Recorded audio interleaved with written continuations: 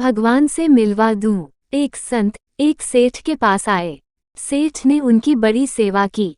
उनकी सेवा से प्रसन्न होकर संत ने कहा, अगर आप चाहें तो आपको भगवान से मिलवा दूं।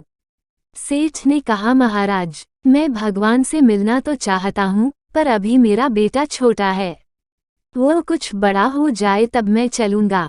बहुत समय के बाद संत फिर आए, बोले, अब तो आपका बेटा बड़ा हो गया है, अब चलें। सेठ महाराज, उसकी सगाई हो गई है, उसका विवाह जाता, घर में बहू आ जाती, तब मैं चल पड़ता। संत 3 साल बाद फिर आए। बहू आंगन में घूम रही थी। संत बोले, सेठ जी, अब चलें। सेठ महाराज, मेरी बहू को बालक होने वाला है। मेरे मन में कामना रह जाएगी कि मैंने पोते का मुंह नहीं देखा।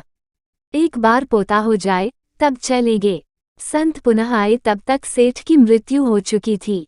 ध्यान लगाकर देखा तो वह सेठ बैल बना सामान ढो रहा था।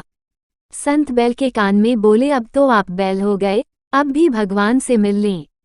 सेठ, मैं इस दुकान का बहुत काम कर देता हूँ। मैं न रहूंगा तो मेरा लड़का कोई और बैल रखेगा। वो खाएगा ज्यादा और काम कम करेगा, इसका नुकसान हो जाएगा। संत फिर आए, तब तक बैल भी मर गया था। देखा कि वह कुत्ता बनकर दरवाजे पर बैठा था। संत ने कुत्ते से कहा, अब तो आप कुत्ता हो गए, अब तो भगवान से मिलने चलो। कुत्ता बोला, महाराज, आप देखते नहीं कि मेरी बहू कितना सोना पहनती है, अगर कोई चोर आया तो मैं भौंक कर भगा दूंगा। मेरे बिना कौन इनकी रक्षा करेगा। संत चले गए। अगली बार कुत्ता भी मर गया था और सेठ गंदे नाले पर मेढक बने टर टर कर रहा था।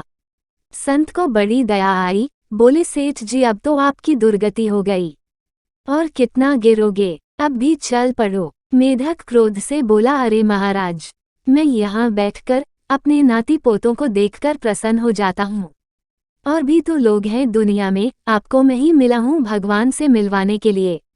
जाओ महाराज, किसी और को ले जाओ, मुझे माफ करो। संत तो कृपालु हैं, बार बार प्रयास करते हैं, पर उस सेठ की ही तरह दुनिया वाले भगवान से मिलने की बात तो बहुत करते हैं, पर मिलना नहीं चाहते।